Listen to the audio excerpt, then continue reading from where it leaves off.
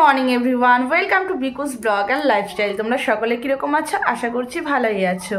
তো দেখো, এখন বাজে ঘড়িতে 9:15। আজকে হলো রবিবার। এখন থেকে আমি আমার ব্লগটা শুরু করছি, তো তোমরা কিন্তু অবশ্যই কন্টিনিউ করতে থাকো। তো এখনও পর্যন্ত সকালের কোনো ব্রেকফাস্ট হয়নি, তো ভাবছিলাম সকালে একটু ধোসা বানাবো।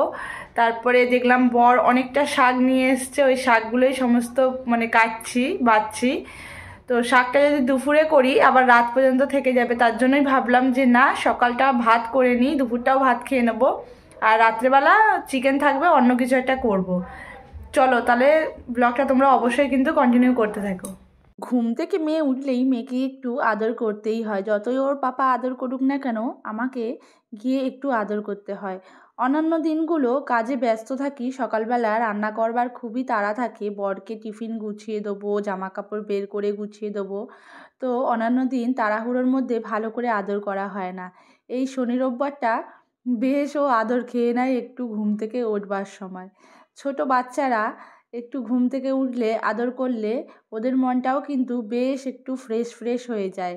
আর আমার মেয়ে এমনিতেই একটুখানি আদর পিয়সী, ওকে একটু আদর করলে ও একদম কোলে গিয়ে ঢুকে বসবে, এরকমটা।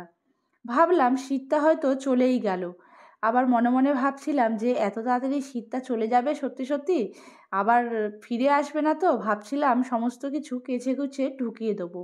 তারপরে দেখলাম যে না, 2-3 দিন গরম পড়বার পরে আবার সেই ভালোই ঠান্ডা দিয়েছে। তো ভাবলাম না, বাড়িতে যাব, তার আগেই সমস্তটা মানে যতটা পারবো ঢুকিয়ে দিয়ে যাব। মালদাতে যেরকম গরম পড়ে সেরকম কিন্তু শীতও পড়ে। আর তারপরে দেখো, ওর স্কুল তো এই যে আর কদিন হবে হয়তো পরীক্ষা, তারপরে সেই আবার এপ্রিল থেকে শুরু হবে নতুন ক্লাস। তো ততদিনের জন্য আমি বাড়িতে চলে যাব ভাবছি।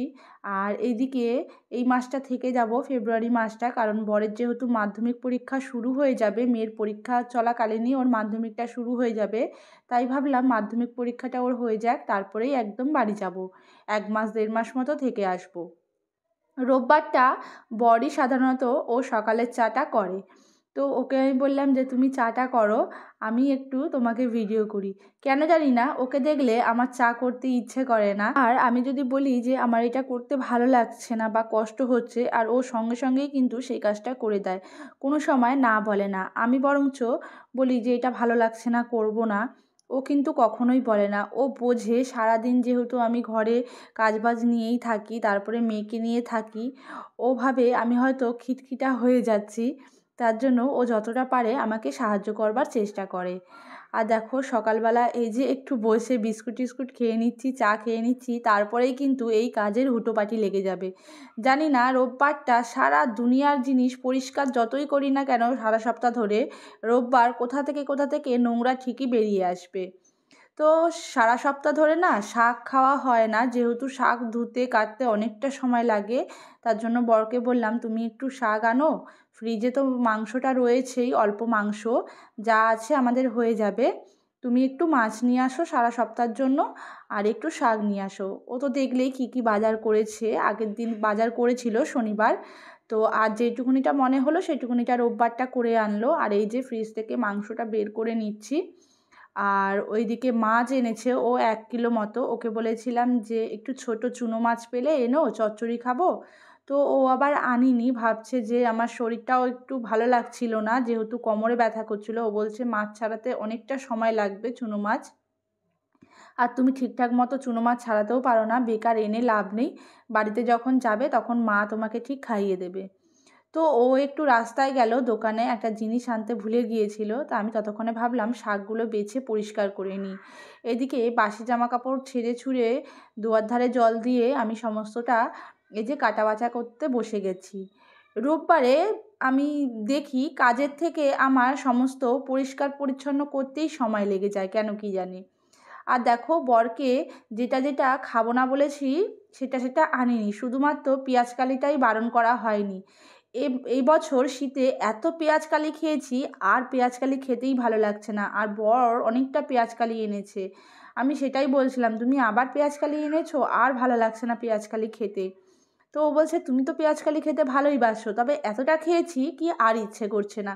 যেমন বলেছি, শীত যেমন চলে যাওয়ার মুখে, বাঁধাকপি, ফুলকপি, ওলকপি এগুলো আর ভালো লাগছে না।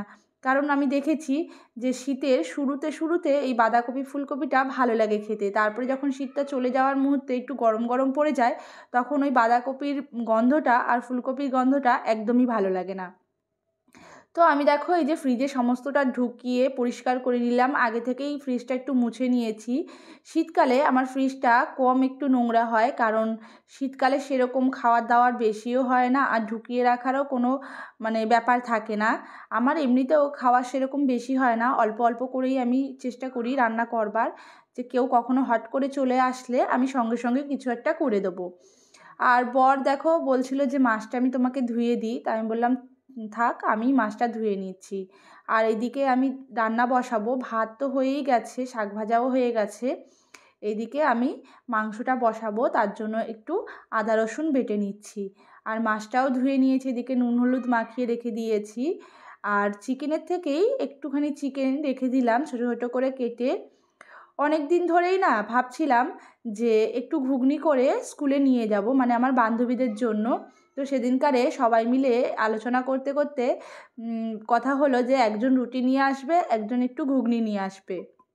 তো আমি বললাম ঘুগনি আমি নিয়ে আসবো, আর এই কটা দিন ওদের সাথে বসবো, তারপরে হয়তো আর ওদের সাথে সেরকমভাবে আমাদের দেখাও হবে না, কারণ ওরা হলো আপার থেকে কেজিতে উঠছে আর আমরা হলো কেজি থেকে ক্লাস 1-এ উঠছি। ওদের টাইমটা হবে 1টা 15-তে ছুটি আর আমাদের 3টের সময়। তা ওদের সঙ্গে হয়তো ছাড়তে গেলে দেখা হবে সেইটুকুনিটা সময়, আর সেরকমভাবে দেখাও হবে না। সেটা নিয়েও খুব মন খারাপ লাগছিল। আমরা একটা প্ল্যান করছিলাম যে পরীক্ষা শেষ হয়ে গেলে, আমি তো ওই 1 সপ্তাহ মতো থাকবই মালদাতে, তখনের মধ্যে কোথাও একটা ঘুরতে যাওয়ার ইচ্ছে করছিল, কথা হচ্ছিল, এখনও পর্যন্ত ঠিক হয়নি যে কোথায় যাব বা কিছু। আসলে মাঝে মাঝে ওয়েদার চেঞ্জের জন্য না বাচ্চা কাচ্চাগুলোর প্রচণ্ডভাবে এই সর্দি কাশি লাগছে, আর আমার মেয়ের তো 12 মাসে এই সর্দি কাশির ধাত এ তো ছাড়ছেই না বলতে গেলে। শীতটা গেলে তবে মনে হয় ছাড়বে এই সর্দি কাশি, আমার মেয়েটা শীতে যেন বেশিই হচ্ছে। সমস্ত কাজ সেরে স্নান টানও করে নিলাম।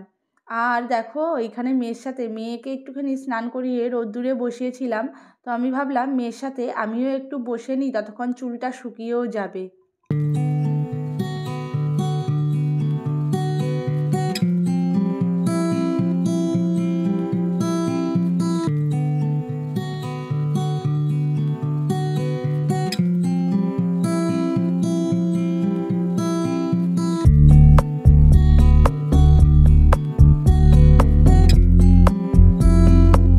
বেলা তাড়াতাড়ি খাওয়া দাওয়া করে 3জনে মিলে ঘুমিয়ে পড়েছিলাম। শরীরটা ক্লান্ত থাকার কারণে আর শোয়ার সঙ্গে সঙ্গে কিন্তু ঘুমিয়েও পড়েছিলাম, 3জনে মিলে একসাথেই ঘুমিয়ে পড়েছি।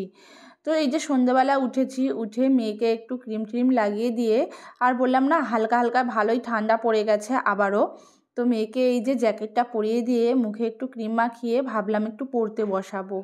মেয়ে বলছে আমাকে একটা দিন ছুটি দাও না মাম্মা, আজকে সানডে, কিছু করার নেই, আর 2-3 দিনই পরীক্ষা রয়েছে। ওকে বললাম বাবা আর 2-3 দিন পরীক্ষা রয়েছে, পরীক্ষাটা শেষ হয়ে গেলে তারপরে তুমি তো আর 2 মাস মতো পড়তেই বসতে পারবে না, ততক্ষণে একটু পড়ে নাও।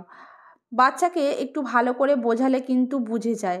আমি চেষ্টা করি ওকে সব সময় বাস্তব অভিজ্ঞতা দিয়ে বোঝাবার জন্য। অনেকে হয়তো বলবে ছোট বাচ্চা, বাস্তব অভিজ্ঞতাগুলো না শেখালেই হয়তো হয়, কিন্তু আমার বাচ্চাকে দেখেছি ভুলভাল আজুং বাজুং বোঝাবার থেকে বাস্তব কথা বললে আমার মেয়ে ভালো বোঝে। সকালে আর দুপুরে যেহেতু ভাত খাওয়া হয়েছে, তাই ভাবলাম রাত্রেবেলাটা মেয়ে আর বরের জন্য একটু লুচি বানিয়ে দিই, আর আমার জন্য কিন্তু একটু ভাত রয়েছে। আমি যতই লুচি খাই না কেন আমার ভাত না খেলে পোষাবে না, আর লুচি আমি 2টোর বেশি খেতেও পারি না, ভালোও লাগে না কেন জানি। তো যাই হোক, এই যে লুচি বানাচ্ছি, মানুষ সময়ের সাথে সাথে কত কিছু শিখে যায়।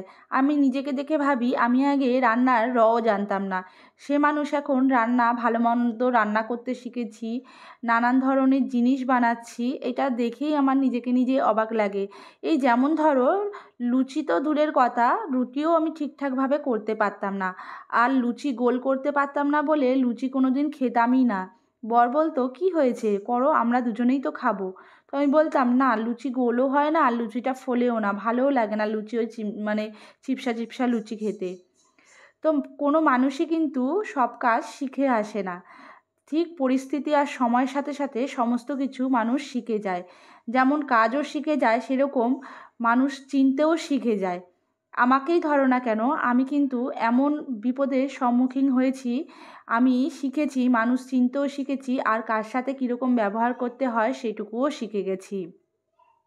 যাই হোক, খাওয়া দাওয়া করলাম, রাতের খাওয়া দাওয়া করে এই যে সমস্ত বাসন টাসন মেজে গুছিয়ে রাখছি। আমি প্রত্যেক দিনই কিন্তু বলতে পারো মানে সারা বছরই আমি খাওয়া দাওয়া করে এই রাতের বাসন বলো আর দুপুরের বাসন বলো সমস্তটা কিন্তু মেজে গুছিয়ে রাখি। আমি কোনো সময়ই এঁঠো বাসন কুসন রেখে দিই না, এটা আমার ভালোও লাগে না। কাল সকালে অনেক তাড়াতাড়ি উঠতে হবে, যেহেতু কালকে থেকে মাধ্যমিক পরীক্ষা শুরু, তার জন্য বড় অনেক তাড়াতাড়ি বেরিয়ে যাবে সকালবেলা খাওয়া দাওয়া করে। আর ওই ধরো 4টে বাজবে বাড়ি আসতে আসতে। তো চলো, আজকের মতো ভিডিওটা আমি এখানেই শেষ করছি। ভালো লেগে থাকলে অবশ্যই কিন্তু লাইক কমেন্ট শেয়ার করে দিও, আর যারা যারা আমার চ্যানেলে নতুন, চ্যানেলটাকে সাবস্ক্রাইব করে আমার পাশে থেকো। তাহলে চলো, আজকের মতো টাটা।